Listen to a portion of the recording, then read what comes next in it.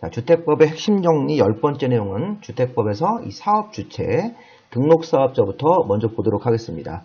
자, 주택법에서 이 사업주체를 이해하셔야지 다음 절차를 이해할 수 있으니까 정확하게 이거 관련 내용들을 이해하시고 이 크게 등록사업자가 있고 우리 그 다음 핵심 정리로 비등록사업자를 정리를 할 겁니다. 자, 일단 주택법에서는 등록사업자가 이게 민간 건설업자라고 생각하시면 좋습니다. 자, 연간 20개 이상 주택사업을 하기 위한 건설업자는 국토부 장관에게 관련 서류를 제출해서 등록을 하고 이 연간 20개 이상 주택사업을 해야 됩니다. 자, 좀 더 정확하게 보시면요. 이 그림을 보시면 주택법에 따른 사업주체, 주택법의 사업주체가 있고 이 사업 절차가 있습니다. 자, 우리가 이 사업계획 승인이라는 것은 나중에 배울 건데 이 사업계획 승인이 30개 이상 주택을 지을 때 대지에다가 이 설계도를 그려서 대지를 확보하고 설계도를 그려서 받는 설계도 심사가 되는 거죠. 그러면 이 사업계획 승인을 신청하는 자가 바로 등록사업자하고 비등록사업자가 되는 겁니다. 사업계획 승인이라는 것을 받아서 5년 안에 공사를 착수를 할 건데 우리 보통 건설업자가 이 사업계획 승인은 30개 이상 주택을 지을 때 주택을 지을 대지에다가 설계도를 그려서 이 설계도하고 대지를 확보했다는 서류를 내서 사업계획 승인을 받고 주택사업으로 들어가는 건데 이 사업계획 승인을 신청하는 자가 등록사업자가 있고 비등록이 있습니다. 그래서 등록할 때는 1년에 20개 이상 주택사업을 할 때는 국토부 장관에게 등록을 해야 되는데 등록하지 않는 자도 있다. 공공사업 주체, 공익법인, 그 다음에 주택조합인, 지역직장, 그 다음에 추가적으로 리모델링 조합 하나 더 있고요. 고용자가 있습니다. 이 사람들은 비등록사업자입니다. 자, 일단은 비등록사업자가 4개가 있고 요 4개가 아니면 나머지는 다 등록사업자가 된다고 이해하시면 되겠습니다. 등록사업자나 비등록사업자가 사업주체로 결정되고 이 사업계획 승인을 신청하는 겁니다. 이 느낌을 한번 좀 읽어보시는데 자, 일단 지금은 등록사업자 얘기니까 자, 등록하는 대상이 연간 단독주택이나 공동주택을 20호, 20세대 이상 건설하려는 자들. 자, 우리 보통 단독주택은 호고 공동주택은 세대로 그 단위를 세는데 우리 강의하기 편하게 자, 연간 단독 공동주택 20개 이상의 주택사업을 하거나 연간 대지를 10,000제곱미터 이상 조성하는 사람, 자, 주택을 지을 땅을 10,000제곱미터 이상 조성하는 사람도 이 주택 건설 사업이나 대지 사업을 할 때 이 조건에 맞으면 국토부 장관에게 등록을 해야 됩니다.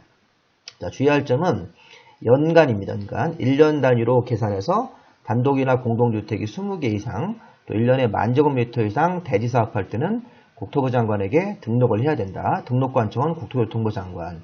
자, 나중에 배우실 건데 이 도시형 생활주택 우리 예전에 배웠었죠. 단지형 연립, 단지형 다세대, 원룸형 소형주택으로 주택사업을 할 때는 30세대 이상으로 바꿔서 적용한다. 이거보다는 기본적으로 원칙적으로 1년에 20개 이상 주택사업하거나 1년에 대지를 10,000제곱미터 이상 조성하는 사람들이 등록 대상이 되는 거고 등록관청은 국토교통부 장관입니다. 자, 그런데 아까 비등록사업자가 따로 있었죠? 아까 비등록사업자는 그 4개가 따로 있었어요. 공공사업주체, 그 다음에 고용자, 그 다음에 주택조합, 공익법인 이런 사람들은 등록하지 않는다. 항상 이렇게 비등록사업자가 하나, 둘, 셋, 4개가 있다는 걸 뒤에 가서 설명을 드릴 겁니다. 이런 사람들은 등록하지 않고도 주택사업이 가능하다. 자, 두 번째, 등록 기준은 등록을 하려면 다음 기준을 모두 갖춰야 된다. 자, 자본금 3억 이상, 개인일 때는 자산 6억 이상으로 자, 기술자가 1명 이상 있어야 되고 사무 장비를 갖출 수 있는 사무실의 면적을 갖춰야 됩니다. 사무 장비를 갖출 수 있는 사무실 면적이 있어야지. 자, 일정한 규모 이상의 사무실이 있어야 되고 자본금 3억 이상이고 기술자는 1명 이상만 있으면 등록이 됩니다. 자, 결론, 등록 기준은 별로 어렵지 않은 겁니다. 이 법인일 때 자본금 3억 이상, 기술자 1명 이상, 사무 장비를 갖출 수 있는 사무실 면적 이런 것들이 있어야 됩니다. 사무실 면적입니다. 세 번째, 등록을 하고 나서 변경 사유가 발생되면 30일 안에 가서 신고하면 됩니다. 자, 등록사업자가 될 수 없는 결격 사유, 자, 이런 거 주의 깊게 보셔야 됩니다. 자, 미성년, 피성년 의견인, 피한정 의견인은 민법상 행위 무능력자 상태일 때는 등록이 안 되는 거고, 자, 파산 선고를 받고 나서 복권되지 아니한 자도 경제력이 없기 때문에 등록이 안 됩니다. 신용 같은 것들이 없으니까. 자, 디귿번, 리을번, 미음번을 잘 보십시오. 자, 부정수표 단속법이나 이법, 주택법을 위반해서 금고 이상 실형을 선고받고 집행이 끝나고 나서 2년 지나지 아니한 자입니다. 자, 시험 문제에서 이 법 1번에서 금고유상 실형을 받고 집행이 끝난 후 3년 지난 자 이렇게 내면 등록할 수 있는 사람이죠. 근데 1년만 지난 자, 1년 6개월만 지난 자 이렇게 되면 등록이 안 되는 사람입니다. 금고유상 실형을 받아서 교도소에서 복역을 하고 집행이 끝났으니까 나오고 나서 2년까지는 결격사유가 되는 겁니다. 2년이 지나면 그때는 등록을 할 수 있는 사람이 되는 거고, 또 마찬가지로 여기 리을번도 부정수표잠석법이나 주택법 위반해서 금고 이상 실형의 집행유예를 받고 집행유예 기간에 있는 자도 결격사유가 되는 거죠. 등록이 안 됩니다.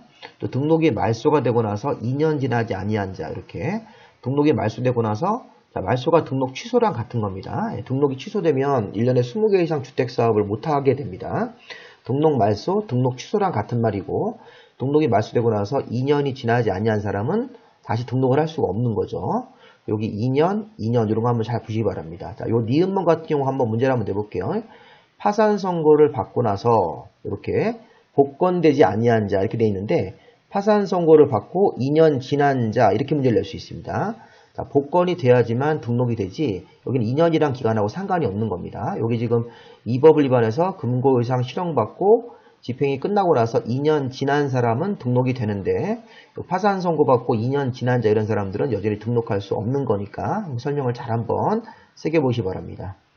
자, 그래서 핵심은 디귿 여기 그 다음에 미음번 같은 경우는 2년이 지나면 등록이 되는데 여기 미음번 파산 선고를 받고 나서 거기 2년 지난 사람은 여전히 결격사유자가 된다. 이렇게 한번 구별해서 한번 보시기 바랍니다. 자, 등록 말소. 자, 등록 말소의 가장 핵심은 등록을 취소한다는 얘기죠.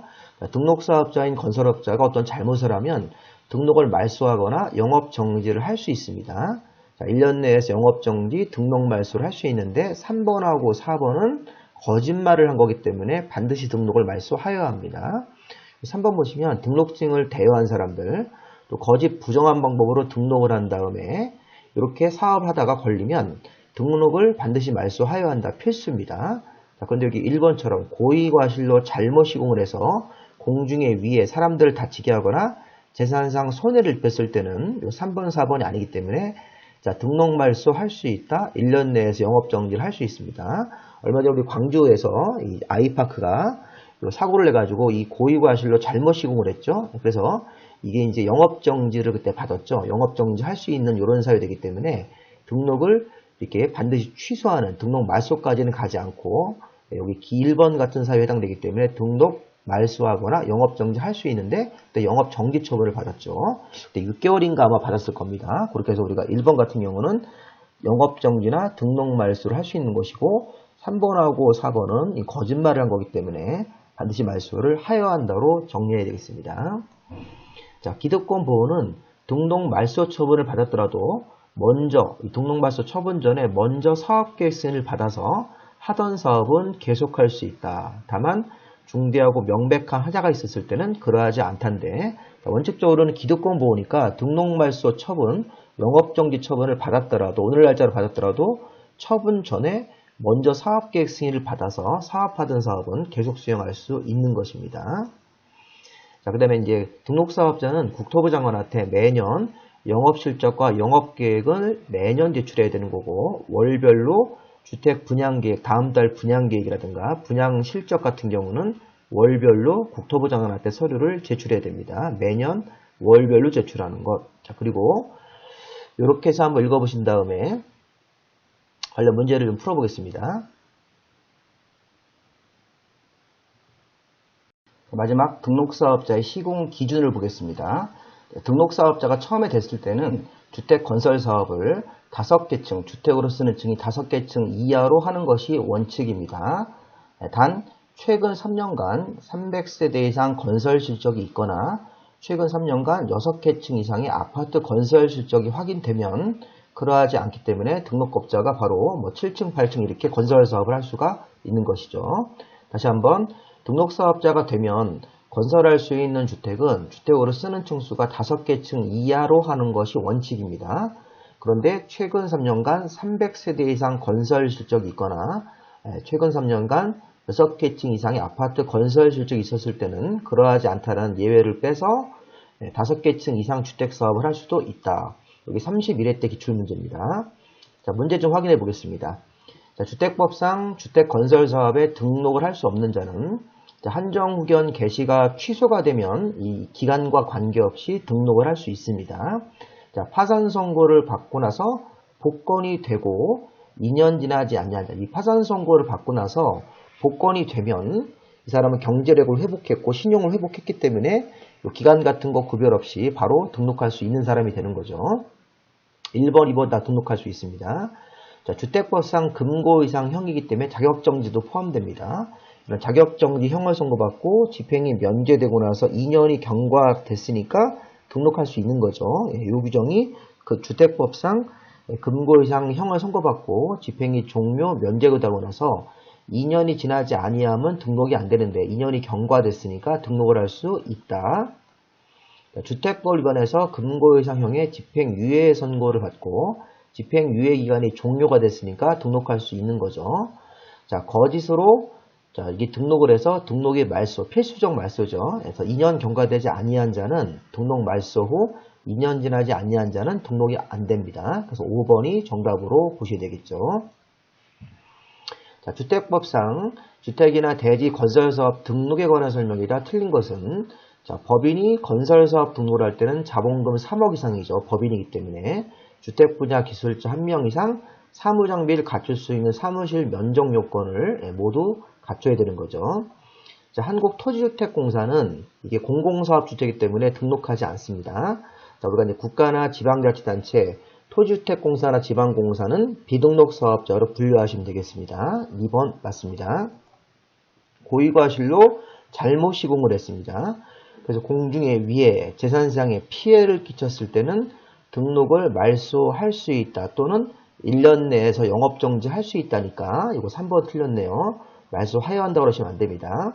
자, 4번 등록사업자는 매년 영업실적 영업계획을 국토부 장관에게 제출해야 되고 또 매월로 월별로 분양실적과 분양계획을 제출하는 거니까 4번 맞습니다. 자, 등록사업자가 건설할 수 있는 주택은 등록을 하고 나서 주택으로 쓰는 층수가 5개층 이하의 주택을 건설하는 게 원칙인데 다만 최근 3년간 300세대 이상 건설 실적 또는 최근 3년간 6개층 이상의 주택 건설 사업 같은 거 했을 때는 그러하지 않다라는 예외가 있습니다. 요거 5번 지문 같은 경우도 원칙 지문이니까 맞는 것으로 보시고 정답을 3번으로 보시는 게 맞겠죠? 잘 따라오시기 바랍니다. 자, 3번은 31의 기출문제 한번 풀어보겠습니다.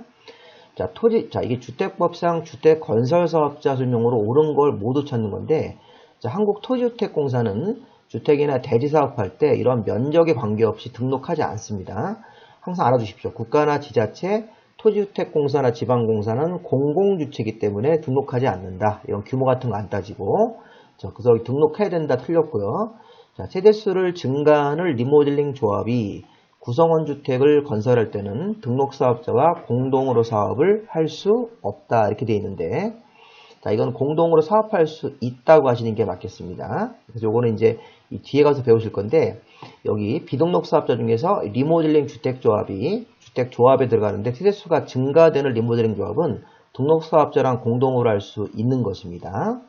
자, 그 다음에 D급번 주택건설공사를 시공할 수 있는 등록 사업자가 최근 3년간 300세대 이상 건설 지적이 있으므로 주택으로 쓰는 층을 6개층 이상 사업을 할 수 있으니까 7개층도 건설할 수 있다가 맞는 거죠. 그래서 여기 기억 니은은 틀렸고 D급번이 맞는 것입니다. 요거 니은번 아직 안 배운 지문인데 그 다음 강의에 설명을 드릴 겁니다. 세대수가 증가되지 않는 리모델링 조합은 제외하고 세대수가 증가하는 리모델링 조합은 등록사업자랑 공동으로 사업할 수 있다. 자, 토지주택공사는 등록하지 않고도 사업할 수 있습니다. D급번이 맞죠? 최근 3년간 300세대 이상 건설 실적이 있으므로 주택으로 쓰는 층수를 6개층 이상 사업으로 할 수 있다. 그러니까 7개층도 가능한 거죠. 정답은 D급번이 오는 거니까 2번을 정답으로 보시면 되겠습니다. 자, 이렇게 제가 강의 드리는 건 요 책에도 가지고 보시면 되겠습니다. 저한테 여기 핸드폰 번호로 자, 문자로 이메일 주소 주시면 제가 이거 파일 형태로 보내드리고 좀 더 세부적인 공법 학습이 필요하신 분들은 이렇게 핵심 요약집 200페이지가 있으니까 이거 2만원에 판매하고 있으니까 구입사를 알려주시면 되겠습니다. 자, 여기까지 하시고 여러분들 합격을 진심으로 기원하겠습니다. 등록사업자 한번 잘 들어보시기 바랍니다.